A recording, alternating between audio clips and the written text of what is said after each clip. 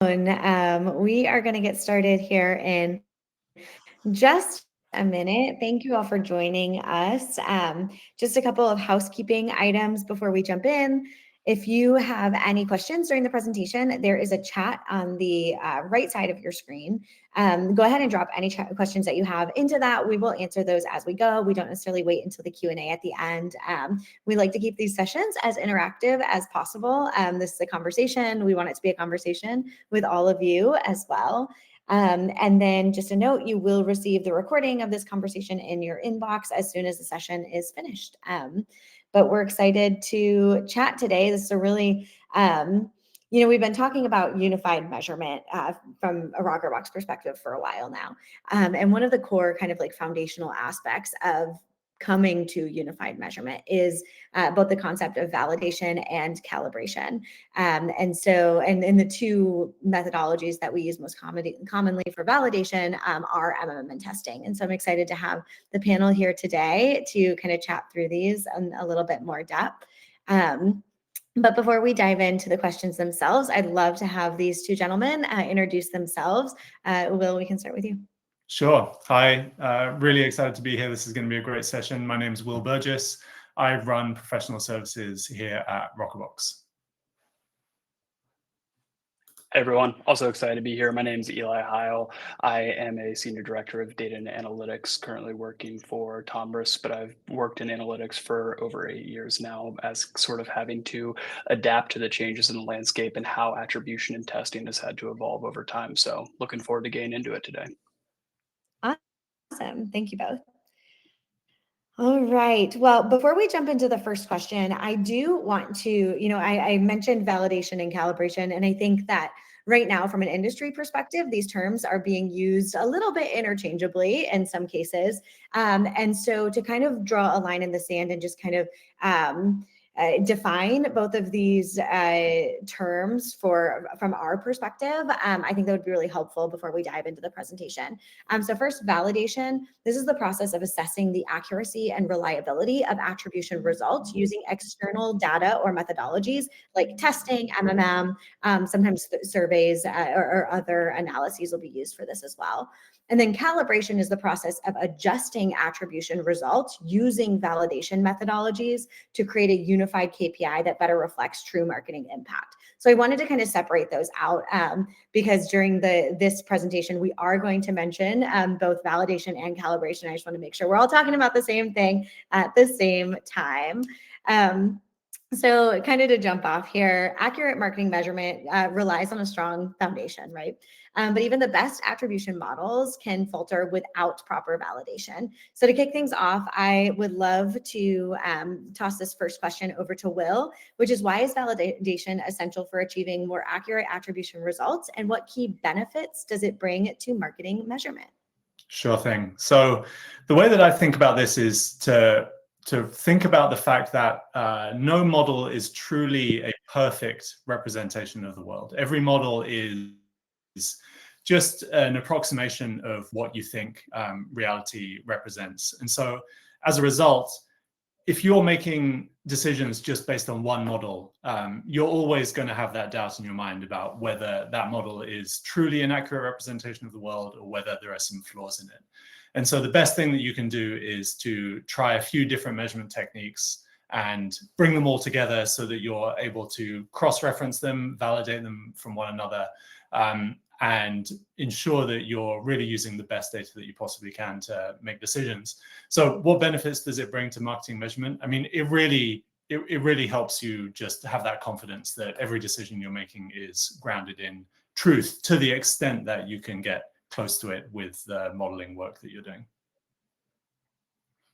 And I can jump in there to add on as far as where the value is. Like to Will's point, it's really helping us get at the heart of what I see two of our main objectives within marketing measurement. And one, that's to prove out and quantify the effectiveness and impact of media. And then going a step further to make sure that with accurate measurement, we can make the proper optimizations to long-term maximize the effectiveness of media. And it's impossible to do either of those things if you do have skewed or biased attribution results. Attribution is going to be critical on a day-to-day basis, no matter what, because there is the immediacy factor of it. You can get daily reporting, but if you're able to augment this with testing or media mix modeling for the sake of accuracy, you can get around the growing levels of attribution bias we see that are likely to undervalue your mid to upper funnel channels. They're still going to be crucial for longer term success. Yeah, that's a great point. And I think, we're not focusing on this in this session specifically, but actually in the last webinar that we hosted, we talked a lot about the value of a data foundation and the role that attribution kind of plays in that data foundation. And I think if you missed that session, that's a great one to go back and catch as well, because it speaks a lot, Eli, to what you were just speaking to as well. All right, so moving on, when it comes to validation, the choice of methodology, MMM or incrementality testing, often depends on the channel and business goals. So I'd love for us to delve into how marketers can make the right choice and whether certain channels lend themselves better to one approach over the other. So Eli, we'll start with you this time. How should marketers decide between using MMM and testing for validation across different channels? And then are there specific channels where one approach is just clearly more effective? Definitely. So while ideal but unrealistic, I think the answer would preferably be both. You want to be utilizing both as often as possible. Going back to Will's point, you don't want to be putting all of your eggs in one basket with a single model. There can always be flaws, and you can also end up with stale outputs. And so you do frequently want to be using both of these so they can validate one another and that you can be augmenting your attribution as accurately and as often as possible. That said, in the real world, we know there are limitations around data availability and the granularity and level of historic data that are needed for both of these. And so the way I often think about it is media mix modeling is frequently seen as kind of the pinnacle of measurement sophistication for understanding the full combined holistic impact of your media. But with that, it does require a tremendous amount of data and has a degree of rigidity that you're not going to see within attribution or even incrementality testing. And so if you do have newer channels or specifically wanting to test the effectiveness of newly launched channels and tactics, media mix modeling is going to be very difficult there because it does require longer historic data. And so that's where the flexibility of incrementality testing is quite valuable. That said, if you are wanting to get a full understanding of the blended holistic impact of your media and how they're interacting with one another, that's where I think media mix modeling is extremely valuable. Yeah, I would just add on to that a couple of things. I mean, one of the most important things I think in this question is just how much are you spending in a particular channel? I think, Eli, you made a great point about in an ideal world, you would want to just test everything, whether it's included in your media mix model or not. But in a resource constrained environment, I always advise clients to start with the things that they spend the most money on, because by definition, that's where you're putting the most risk, right? I mean, if you're spending 25% of your media budget in a single channel, then I want to have absolute certainty that that channel is doing the job. If I'm spending 5% of my media budget, I would still like to know that that channel is doing the job. But it's far less important for me to have two sources of truth for that channel than for something that is spending 25% of my budget. So that's one thing. I think there are also just some blind spots for specific types of channel, which I think are really important. And I'll just give a couple of examples. But let's say influencers and podcasts. Those are channels that are notoriously difficult to control in a way that will allow us to do incrementality testing. In some instances, there are ways to do it, but it's generally very hard to, for instance, geo-constrain podcast advertising or geo-constrain influencer marketing, because by definition, they just kind of go out into the world and you can't really control them very much. So those are the sorts of cases where you might be constrained and you might have to use a specific technique versus another. Awesome. Thank you both. All right, let's move right along. And just another reminder, if you all have any questions, you don't have to wait till the Q&A at the end, drop them in the chat and we'd be happy to address those as they come. So theory is one thing, but real world examples often bring concepts to life. So I would love to kind of have you all walk through scenarios where MMM or testing not only refined attribution, but also delivered surprising insights that shaped strategy. So Will, can you share any real world examples where validation using MMM or testing improved attribution accuracy and provided an unexpected or maybe even an expected insight?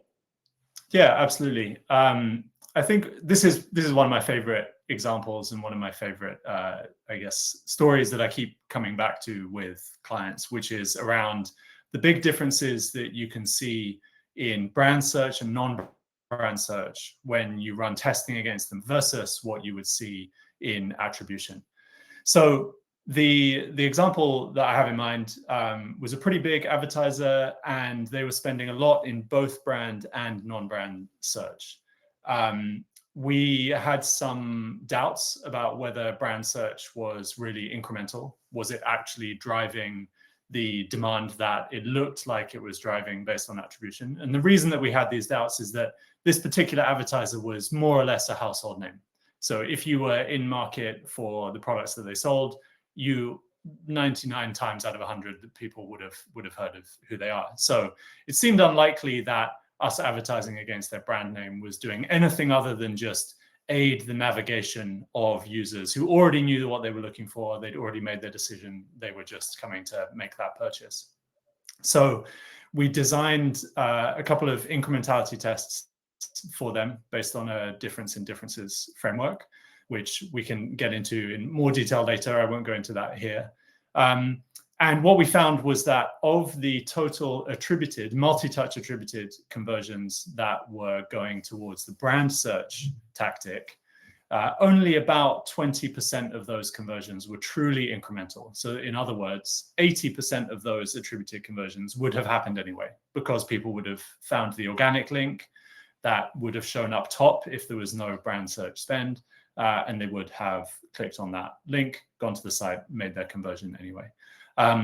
Non-brand search was the opposite. Non-brand search actually was close to 100% incremental. So if people were just searching in the product category, they would find the advertiser's website, they would go and they would actually be driven on that path to conversion. And so in that case, we were able to adjust in real time, or I guess on a daily basis actually, the attribution results and then aid decision-making, because we knew much more accurately where those different search tactics sat in relation to the CPA threshold that we were working against. So I'm not 100% sure that it was super unexpected, but it was incredibly helpful and really allowed us to just squeeze every dollar of revenue out of that campaign that we possibly could. I will note that this result does not hold for all advertisers. So there are certainly some advertisers who are, say, not a household name, or maybe have an extremely competitive advertising environment where their competitors are bidding against their brand search terms. That kind of situation would vastly change the calculation here. So I don't know that this result would hold for everyone, but it's something that I always think is worth testing for most brands. Yeah. Completely So agree, in other 'cause words, oh, sorry, Eli. I was just going to say, No problem. Go ahead. all your brand, don't turn off all of your brand search and say that Will told you to. Don't do that. Oh, go ahead, Eli. No problem. Yeah, it's funny. The immediate test that comes to mind for me is also brand search, because it's funny, you do get varying results with these. But I think when we conceptually think about testing, and the value of testing versus media mix modeling is often, aside from what I mentioned earlier about there being value in testing new channels, it can be helpful for answering specific questions or understanding baseline incrementality. And so I think one of the most common questions we do get is around brand search. And it's a very straightforward question of, is this truly incremental, or are these people that would have just Googled our business name, gone through organic search, and purchased anyway. And so a similar example to what Will had mentioned, we had gone into this with the same objective of testing that out, basing the test around combined organic and brand search. When we do run a geo-based test, what percentage of those sales are truly incremental versus what happened anyway? We saw slightly higher incrementality than what the business had expected. It's a somewhat unique business name, online clothing e-commerce, but because of that competitive aspect and because the spend in that competitive area is so high, there is value in, at least to some degree, appearing above that fold. And so we found, still not incredibly high, but around 40 to 45% of transactions during the tested period were seen as incremental. And where that's valuable is it shows that we're not always going to get black and white test results that something is fully incremental or non-incremental. But for something like brand search in particular, which often shows from a pure last touch attribution is highly efficient, especially relative to other channels, it helps more level the playing field and make it more comparable when we're judging overall performance. Because even though only 45% is incremental, when we factor that into its already very high baseline efficiency, it's still a worthwhile tactic, but it does make it easier to enter into actual budget optimization exercises to determine what that true split should be, to avoid instances where we're overfunding that, but also not defunding it entirely. And so I think that ties into what Alex's question was in the chat of how we've practically calibrated a media mix model or attribution model using lift test results. This is one of the simpler examples, but it's applying the multipliers or the incrementality factors that we can get from these tests to day-to-day attribution so that you have more comparable results channel to channel and can utilize that for budget optimization. Of course, the shortcoming here is that a test is a specific point in time, and you have to make sure that you're taking that into account when looking at results. Were you testing during a heightened point period of competitive spend? And is this replicatable to where you see varying levels of incrementality throughout the year? And so that's why it is important to not just run single point in times for tests, but to do it over time so that you can adjust these incrementality factors and apply it to attribution on an ongoing basis. Yeah, that I agree with all that Eli said. I'll just add a couple of things in response to Alex's question in the chat. So in practical terms, what does it mean to apply one of these attribution multipliers? In general, the easiest way to do this would be in your BI dashboard. So let's say you're using Power BI or Tableau or Looker. You can connect any of those tools to your multi-touch attribution data, use a lookup table, which has a multiplier ratio by channel or by tactic, depending on what level you have other results at. And then you can multiply through your attributed conversions based on that number. So if you have, for brand search, to take Eli's example, let's say we had $1,000 of revenue in a day coming through in brand search, 40 to 50% of that is truly incremental. So we just apply a 0.4 or 0.5 multiplier to that $1,000, and then you will get to see the incremental revenue of $400 to $500 in your dashboard. You can report both. Typically, that's helpful for people to see, but that's a very, very simple way of doing it. There are more sophisticated ways, but if you want to get started, that's what I would recommend. In terms of calibrating a media mix model using lift test results, this is actually a very separate topic, but I'll go into it very quickly. The best way, if you are using a Bayesian type MMM, is that you can use those lift test results as priors for the model. So if you have an understanding from a lift test of what the incremental ROAS is for a channel, then we can make sure the model knows that we have a strong belief that the ROAS for that channel is within a tight window. And the model will find solutions only that have that channel delivering a ROAS within that margin. So you can do that. There are just a few watch-outs, right? Because as Eli said earlier in the call, any test result that you're going to get is in general going to be quite time-bound. So if you're running a 4-week test, you can make the argument that that result really only holds within those 4 weeks, and the result could drift up or down based on seasonality or how your brand changes or how the media landscape changes. So you have to be a little bit careful about saying this result, which I got from a 1-month test, applies for the entire 2 years of data in my media mix model. But in general, it's a good place to start. And then I think the other side of that, I know one part of the question talked about how to deal with unexpected, or has there been examples of dealing with results that we weren't necessarily expecting. I think both the brand search examples were definitely within the realm of what we would expect, some degree of incrementality without being fully incremental. I think one instance where we ran into something unexpected was when we really did want to make a case for moving up the funnel and testing out a programmatic channel that we'd seen success in other areas and wanted to test this out. But what we had seen was particularly poor results from this test, just low levels of incremental impact throughout the period. And I think this is a good example where we at least try not to treat these examples of failed tests. The only time I would see a test truly as a failure is if we end up with inconclusive results or effects that make us unable to actually lean in or take away insight from it. This was a case where I think the team was excited to see effectiveness from this channel and be able to lean into it. But I still do think there's a tremendous amount of value into still testing into these channels, seeing that it may not work for a specific brand or program, and then using that as evidence to move elsewhere. There's chance to redistribute that spend elsewhere, and also makes a case for credibility. It's important that with this testing that we're not going to cherry pick results where we can with strong test results. We are approaching this in a way that we want to understand what does work as well as what doesn't. Awesome. Thank you both. And it looks like that did answer your question. Oh, and Aoun is here. We have another panelist.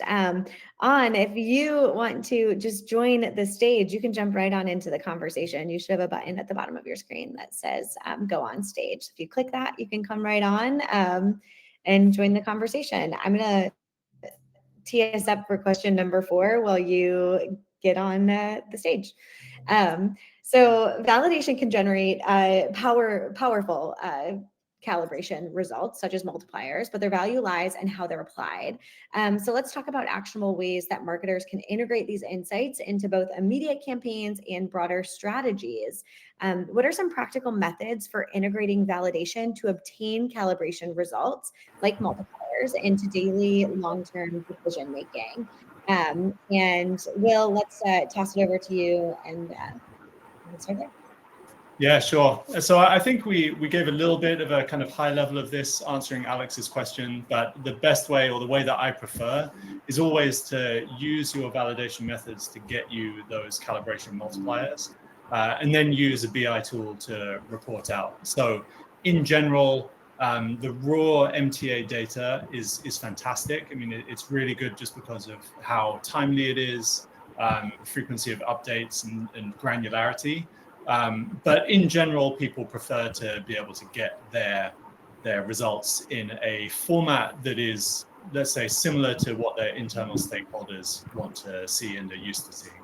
So in that case, just making sure that you're presenting those in a report which is going to be easily to digest by everyone internal to your brand, and includes all those multipliers is actually not that hard, because you're probably doing some processing of the NTA results on your own end anyway. If you're a little averse to BI tools, then Google Sheets is great. Excel is great. They're often kind of looked down on, but they're powerful tools and easy to use. So you can just start there. And if you're ready later to upgrade to Tableau or Power BI or something like that, then that works great too.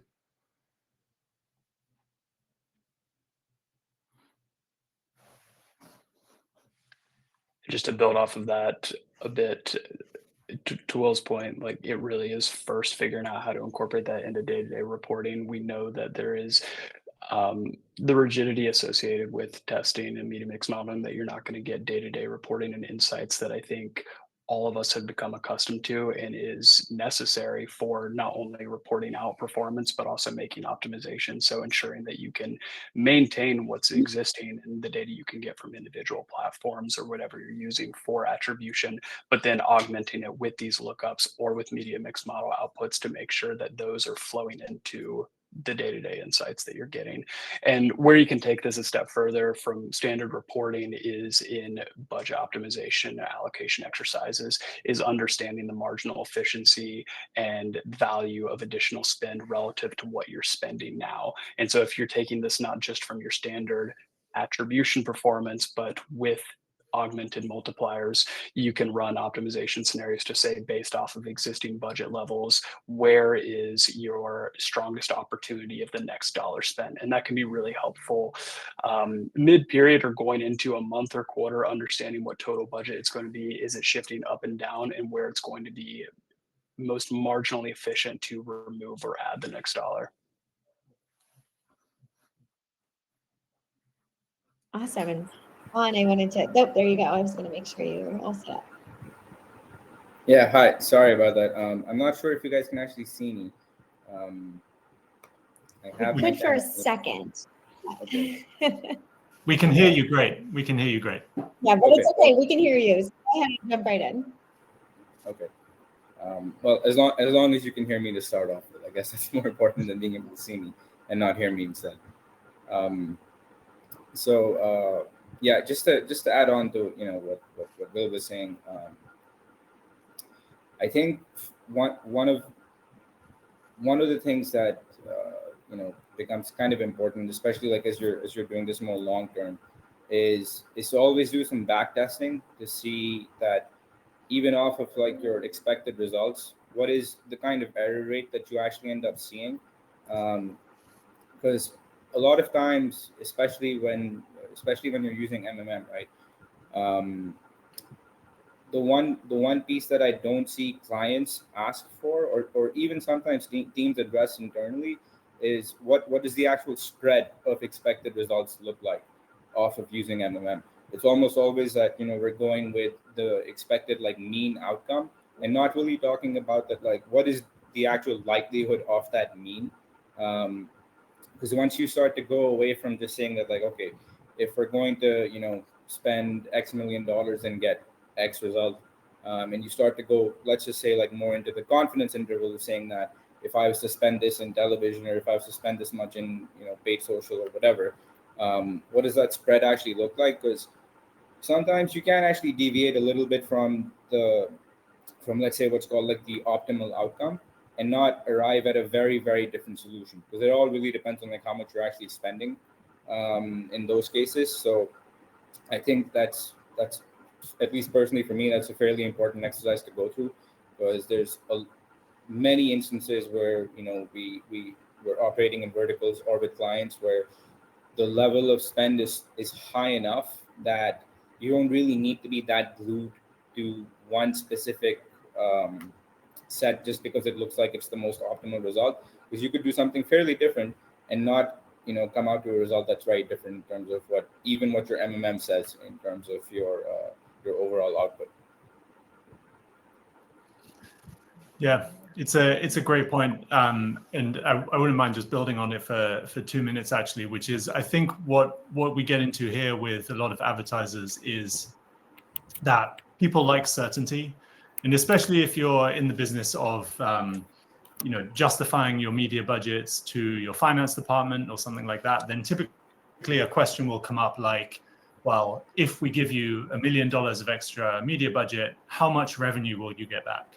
And really, the most honest answer to that is probably, I don't really know, or we have confidence that it will be between $1.5 and $2.5 million, but we don't know an exact number. And of course, you can't know an exact number. So I think this idea of what is the confidence interval and how far into the edges of it do we think we might get, but also just what is the process of making decisions in uncertain environments look like? Because ultimately, that is really the business of media optimization, is trying to make decisions within uncertainty. And so I think it's really important that marketers as a whole just get really comfortable with that kind of environment.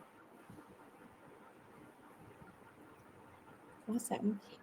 Before we jump into the next question, now that we have you, we probably should have started with this, but do you want to just give a quick introduction to yourself so that the audience knows who you are and what you do and kind of why you're a part of this conversation? Yeah, of course. So I've actually been in the advertising industry throughout my whole career. I've been in analytics or data science one way or another for about 13 and a half years now. I overlapped with Will at at a more like boutique agency in New York that used to be called KBS at the time. Currently, I am a senior vice president of data science and client solutions at what is Publicis Collective, which is just another one of the Publicis agencies under the group. Awesome. Thank you so much. We actually have a question in the chat. So I'm going to, before we go on to question number 5, I think we can address Alex's question here. Alex said, how have you quantified the impact of other channels on brand search in a media mix model? Context. In our current model, we found our brand search ads were still looking more positive than expected, where we expected MMM to reattribute the credit back to other channels that drove the brand search. So we have calibrated the model to reattribute this credit. Is this something that you've seen before? How did you deal with it? Yeah, I can speak to this one quickly. So yes, Alex, brand search in MMM can be a problem depending on what kind of model you're using, just because brand search typically is so tightly correlated with revenue or with conversions that any statistical solution like MMM is going to over allocate credit towards something like brand search just because the correlation there is so high. So it's a pretty common problem. Yes, one of the solutions absolutely is to calibrate using test results, and that is typically the easiest way. So if you have a geo test result or some other difference in differences test that you did on brand search that give you a kind of range that you can use as a prior for your model, that should work pretty well. That's certainly something that we have done and continue to do for our customers here. Awesome. All right, so moving on, conflicting data can be one of the trickiest challenges in validation, kind of speaking to what we've alluded to and kind of spoken to directly here.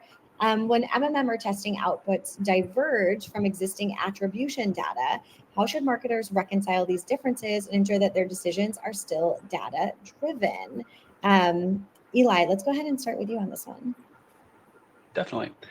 So I think there's 2 different contradictions that can happen here. The first is almost expected to happen. You'd really want it because it validates the rationale behind incrementality testing and media mix modeling. And it's those 2 conflicting with attribution data. The entire basis for this is to help augment some of the bias that's introduced with pure attribution, especially with limited tracking capabilities. So to some extent, you would expect that to contradict, and that's where multipliers or calibrations are going to come into play to make you feel more confident in that attribution. Of course, this can go to the extremes to where it completely diverges from what attribution is saying. And I think that is where the value of retesting or introducing triangulation between media mix modeling and your incrementality test outputs can be helpful, so that you're not entirely offsetting or basically saying that brand search is going from strong performance to 0 impact. And so I think it does come down to utilizing a combination of your results to make sure that you're getting value out of each. Where things can get a bit trickier is if you are running incrementality tests and media mix modeling simultaneously and do get results that contradict with one another. It's not ideal, but in a way inevitable. There's always going to be some deviations between the 2, and similar to what I mentioned earlier, that is where I think triangulation can come into play in terms of utilizing both results to come up with a blended multiplier, and also just determining for which channels the test results versus media mix model might be a bit more reliable. To Will's point earlier, brand search is often a very strange channel, at least relative to all others in a media mix model, just due to the way that its performance is going to directly align with ongoing business performance. And that's where something like test results specifically based around brand search might be a bit more trustworthy. So if you are augmenting your multipliers and how it affects attribution, it can be helpful to determine in which areas would a test be seen as more credible than a media mix model output.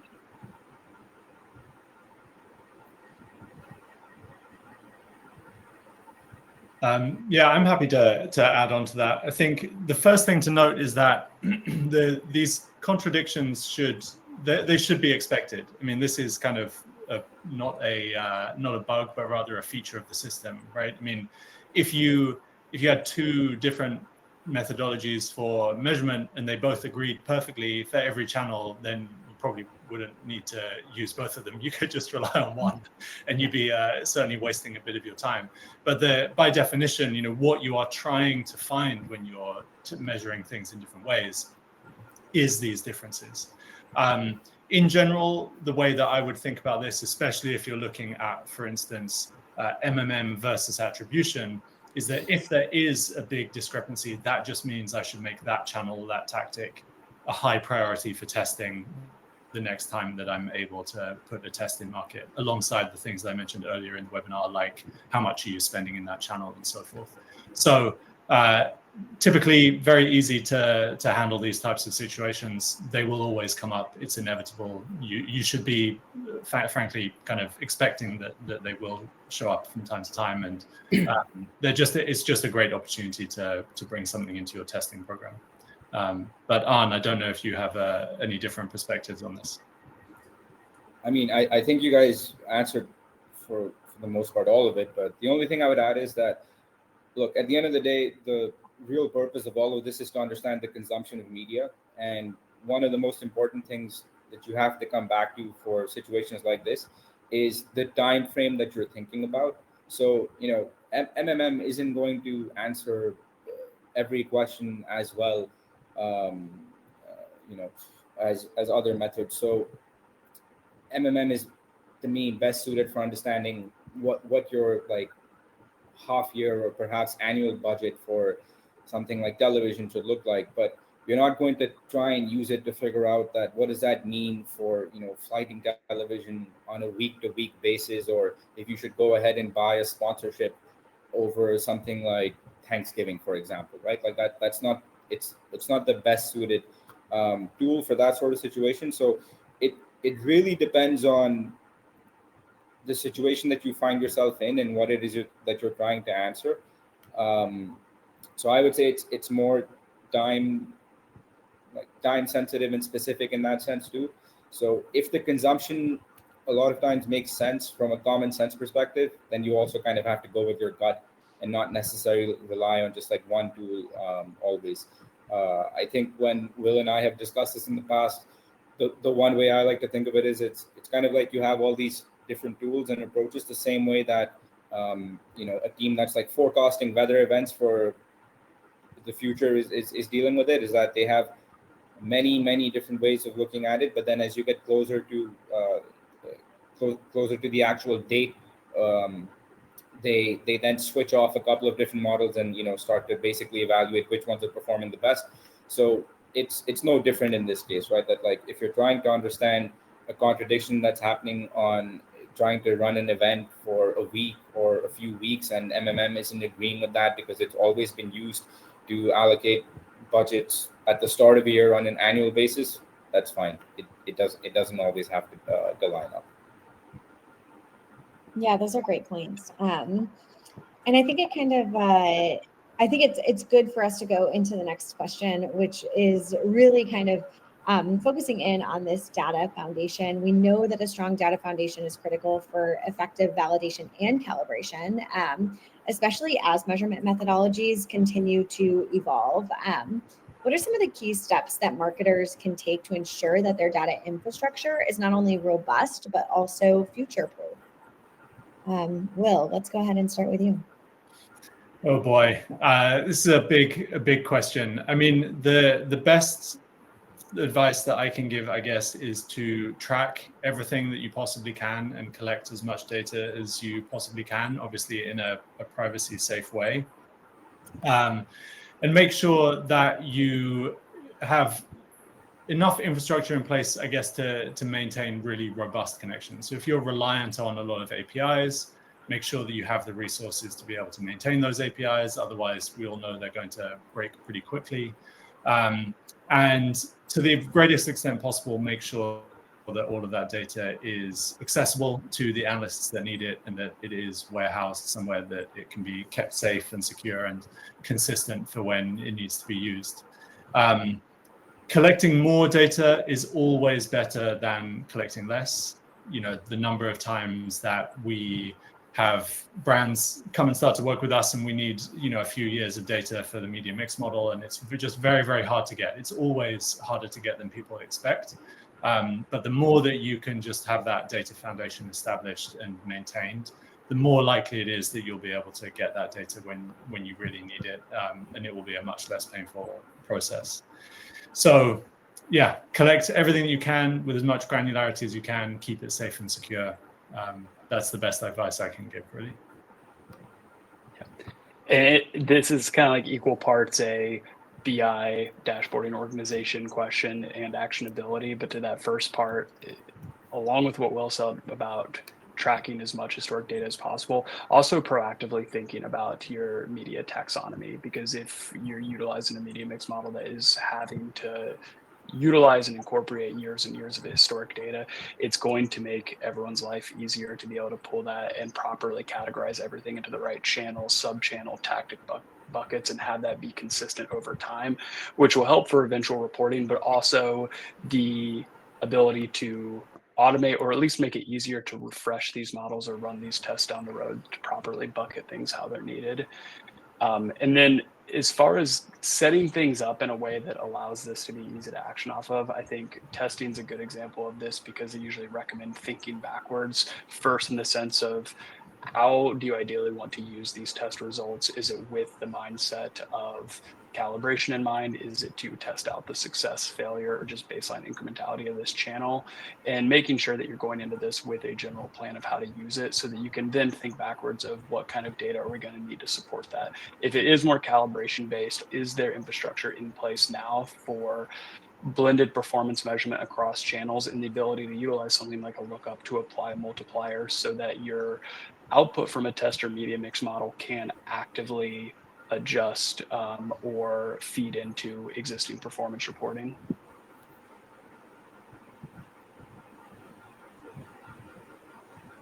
Ron, did you have anything else you wanted to add to that?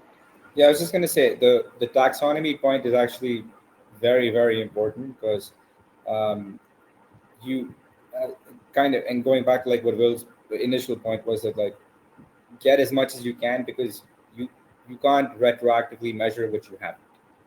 It just comes down to being as simple as that. And the taxonomy piece feeds into it very importantly, because it's the number of times that I've seen there being a massive discrepancy between the level of detail that's available for a channel like television versus, you know, digital channels is huge. And if you actually want to use these models to not just come up with high level recommendations of, well, what is our, you know, channel budget supposed to be, and go a little bit beyond that into within the channel, where does the placement actually need to be, where are you getting your strongest ROI, then that's not possible without taxonomy, right? And that just is a point about just data hygiene and you know, data tracking in general. So you should always, I think it's, most accounts would probably benefit from having like a quarterly exercise to make sure that they are measuring indeed what they can, and that if there are any changes that they should proactively be thinking about, just even putting those down for a future agenda. Because as we all know, especially on the digital side, what's available or what may become unavailable is constantly changing. You should always aim to go as broad as you can, not because it's always going to be, you know, going to actually add incremental value, but there's something to gain from realizing that as well. Is that if you've been through the exercise of trying to go broader and realize that there's nothing incremental to add there, that gives you a little bit more information on that channel too, and you know, opens up a lot more doors for testing and doing incrementality testing where you should be. And then you know, you never know, depending on the vertical, you actually may learn that the channel's efficacy is a lot less than any statistical model might be able to tell you. So breadth always helps.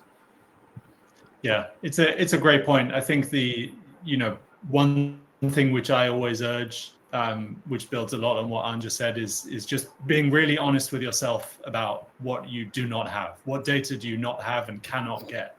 Because if you're honest with yourself about where these gaps might be or where these blind spots might be, then that's really helpful in informing all your future analysis and what you prioritize for testing. Yeah, those are all really great points. We actually had a way on our last webinar, and Julia, she's their director of analytics over there, was actually talking about this concept. And she talked about how they've actually for the last 3 or 4 years been kind of building on this data. And even though they've only been working with Rockerbox for, 6 months, the fact that they had all of this data and it was already organized in a way that was really actionable for us, it made everybody's life a lot easier. And so I think just kind of touching back to the first point here is like the sooner you start, the better.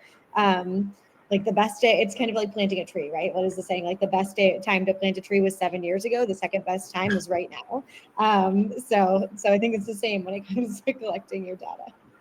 Absolutely. That second part about having it organized is just crucial because, like you said, like if you have 2 to 3 years of data, that's great. But if it's just a mess and if you have changing taxonomies and structures, then you're going to end up having the weirdest form of a scavenger hunt of trying to parse out, well, what did this indicate within this campaign structure 2 years ago versus 1 year ago? How should it be categorized? And it can make things extremely difficult. Yeah, absolutely. All right, and so we're on to our final question that we have organized for today. Communicating the value of validated attribution to leadership can be challenging when stakeholders are accustomed to uncalibrated results. So how can marketers make a compelling case for this shift, especially when it requires rethinking established metrics that maybe the executive team is used to looking at? Aoun, do you want to take the first stab at this one? Yeah, and this is definitely a big question. It's definitely true. There's a lot of just like acceptability around certain vendors. If I was to be very specific in mentioning them, Adobe, Google probably stand out to me where lots and lots of companies are very used to just looking at everything from the perspective that these vendors provide, right? Adobe's last click based attribution ends up being the default for a vast number of different companies and verticals, and I have worked on a very large number of clients that accept that as their source of truth, where anything that challenges that needs to be explained and really treaded very carefully. It's not an easy thing to overcome, and I think it's not really because there's something very special about what Adobe does or what Google does. It just has to do with the fact that most people don't like change, right? And it's not that they actually accepted the results from Adobe or Google as being the best possible results. It's just that they were there first. So you depend now this is where it becomes very vertical dependent. So one of the clients that I'm working on right now, we could pretty safely say that the average time to purchase is far longer than anything that last click attribution could ever make sense of. So I think you really have to step away from it and then kind of just explain to them to think about the consumption of media again, and not just the way that it's being demonstrated in a last click or even just a last touch solution that might be available out of Google Campaign Manager, for example. Because a lot of web metrics specifically become very challenging to deal with because people get very used to thinking that, well, Google always has told me that this is what's being driven by X advertiser, and it becomes tricky if that's what they're used to. So one of the things that I know some accounts have done well in the past is introduce some form of placebo creative in the mix, right? Is to try and show that, well, if you actually had a a creative asset that had nothing to do with you in place here, whether it's post-click attribution or post-view attribution, there is some level of base rate that's always going to happen in terms of driving these web-based events that you are very, very used to thinking of through certain lens of attribution. that brings a lot of credibility to the table, because then people start to see it differently, right? Because a lot of these stakeholders are not as close to the data or as close to understanding the systems as we are as practitioners. So helping them establish a base rate and then showing a lift off of that becomes, I think, becomes very important, and is probably one of the easiest things you can do, especially if you're thinking about like web-based metrics. When it comes to non-web-based metrics, thinking of like sales in a store where there's no way that you could have actually bought,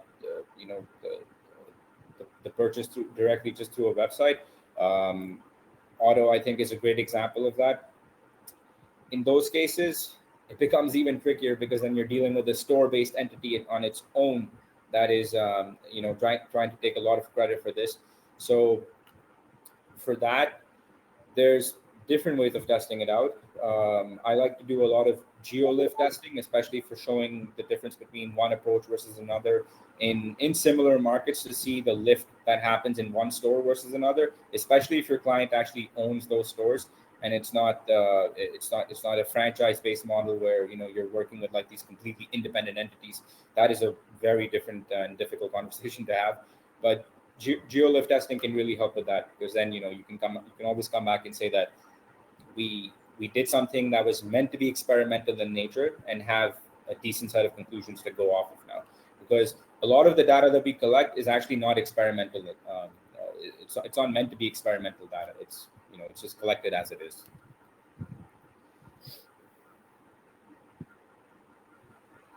I completely agree with all that. This is a tricky question to answer because, one, it can be quite sensitive sometimes, especially if there are instances where leadership has grown fully reliant on uncalibrated attribution and the way those numbers look. A lot of times it is somewhat like ripping off a Band-Aid. There is some short-term pain associated with things like brand search no longer looking as efficient as they've come to expect to see over the past several years.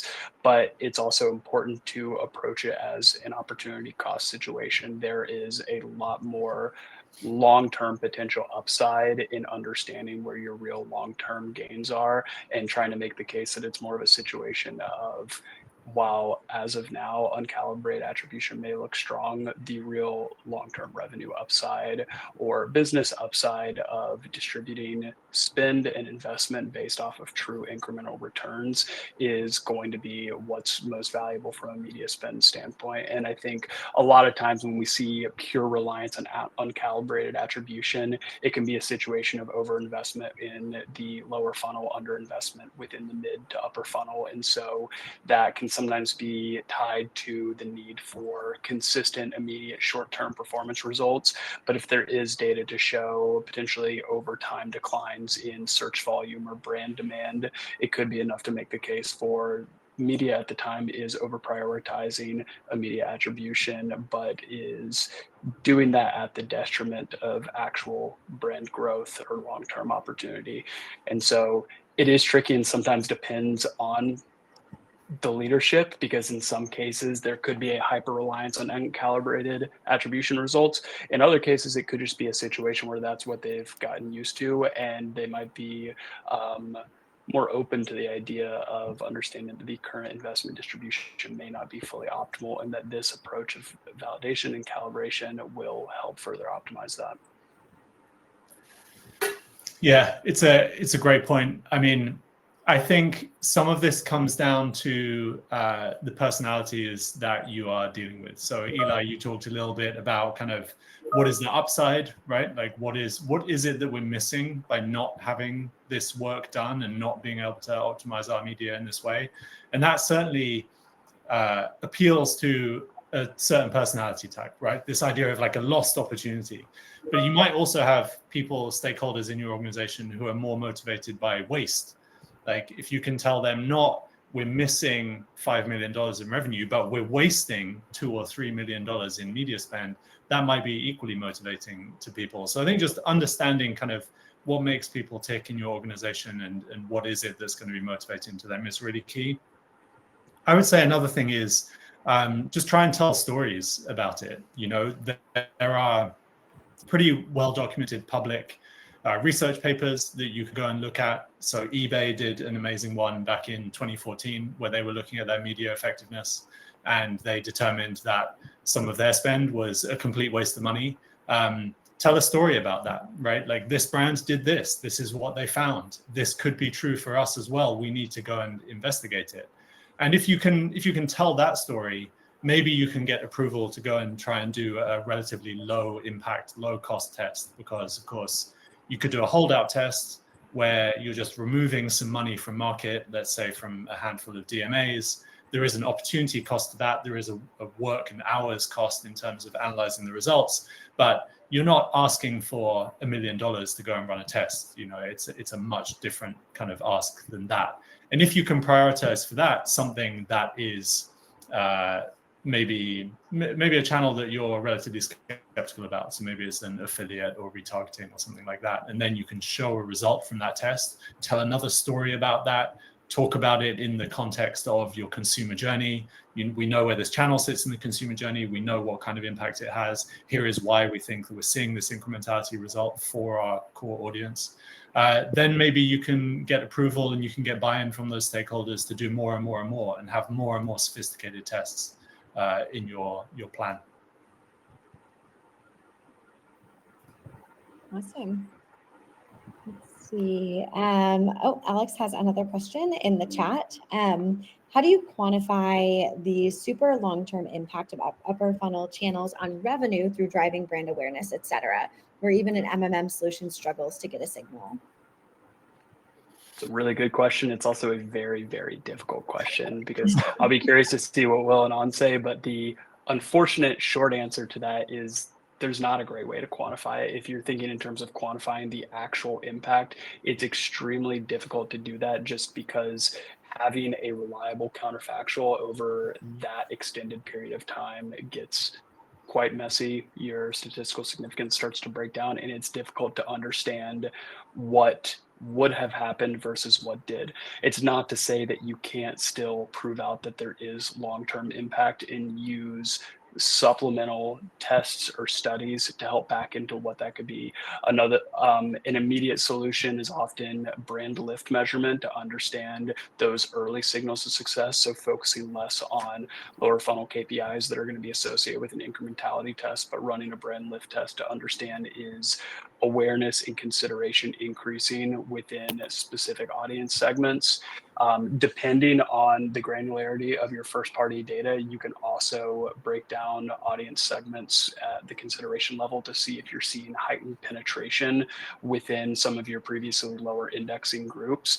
But again, this is all going to be more directional, contextual, to help prove out that there is impact. When it comes to fully quantifying it, it is extremely difficult to do. I'd like to hear Aoun's answer before I chip in. Yeah, I mean, it's not easy. And I think it's, so I have kind of like two opinions on this. One of them is that it's one of those just black holes in marketing that you kind of accept that, you know, there's never been a great way to answer this, and there perhaps never might be. But again, this is where like the art in marketing, I think, takes over versus the science a lot more, and you just rely on your gut, right? Like I'm assuming that based on the example that Alex gave, you know, let's say we're talking about just a very sticky Super Bowl commercial, or just a jingle that gets into everyone's head, right? Like it's not the sort of thing that you can easily just add another variable into your MMM model and say sticky jingle and just put that in there. But it's the sort of thing that it just makes sense when you think about it from a consumption perspective, because it doesn't really need to be modeled. On the second hand, I think that it is something that will be a little bit easier to answer than it is today. Again, not saying it'll be a great answer, but easier to answer in the future than today, just because of how much people actually go ahead and like express themselves on the internet now.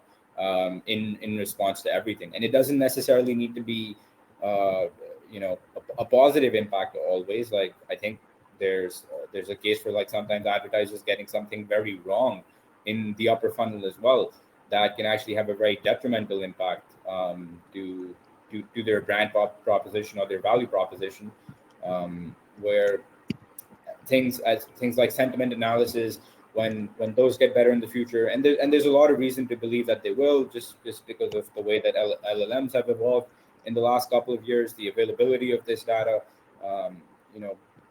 I think it would be interesting to take, for example, like, I'm not sure how many of you have seen the recent commercial that Volvo launched for the EX90, where they did pretty much everything against what most people would have told them to do today.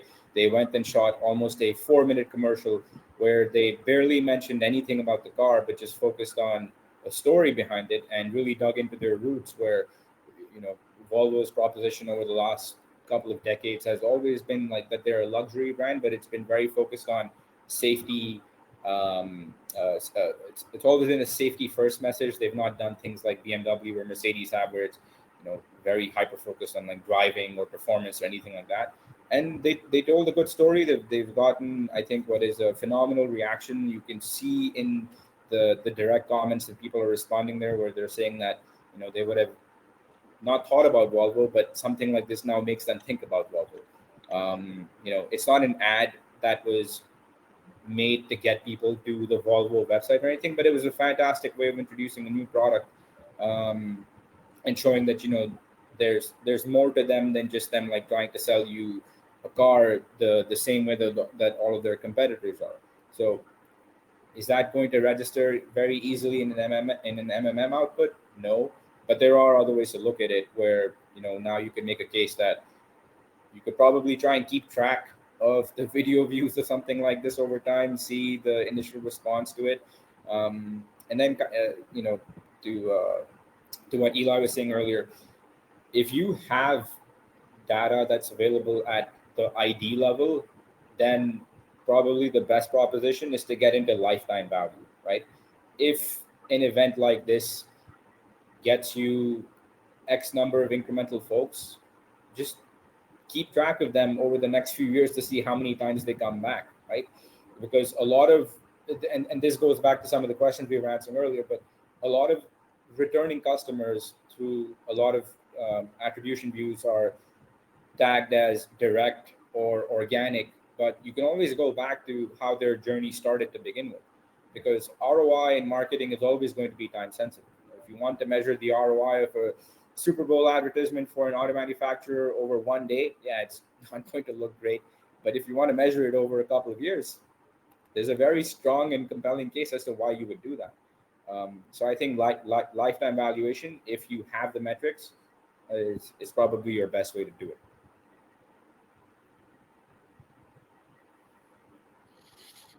Ashley, do you want me to do 30 seconds, or are we out of time?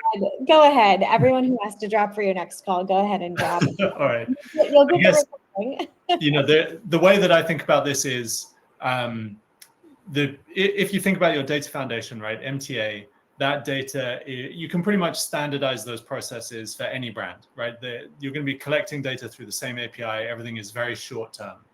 Go to MMM, you're talking about longer time frames, and you're going to have to start customizing a lot more because of the uniqueness of every brand. When you start going up again a whole other level into this idea of how the very, very long term type of impact, then it's getting even more bespoke, because every brand is so different. To Aoun's point, you've got Volvo, it's a car manufacturer, it's completely different to any other brand in terms of what their focus is, how they run their creative. And so you just have to get much, much, much more bespoke as you go up this pyramid. That's one of the reasons that it gets much harder, but also that time frame makes it considerably more difficult. I would encourage everyone to go and find the public case studies that are out there on this topic. Direct Line Group is a very good one. There was also a paper that was released last year or the year before at Cannes, where some researchers had looked at the effectiveness of lower funnel advertising on Amazon based on the strength of your brand. And you could see that stronger brands just had better performing advertising. So there are, you can read these signals that are out there in the world, and you can make a case for this stuff. If you want to do it for your own brand, you could try building some hierarchical models, but you're going to need a very long time. And by a very long time, I mean several times the length of tenure of the average modern CMO. So trying to get kind of approval to do this sort of work is going to be difficult. I think in that direct line case study, actually in the acknowledgements, one of the first people that they thanked was the entire finance team, which just goes to show the kind of buy-in that they needed to be able to do a 10-year experiment on their brand family. So it's hard, but it can be done. Amazing. Well, thank you all for joining us today. Thank you. A huge thank you to all three of the panelists. I think this was a wonderful conversation. We are going to be recapping this conversation and sharing it out. You'll also get this recording in your email in the next 10 minutes or so once we end the call. But thank you. This is very thought-provoking and a very complicated topic. There are lots of different ways to look at this. And so I appreciate all of your perspectives. I hope you all have a great rest of your week. Thanks, Ashley. Thanks, Eli. Thanks, Aoun.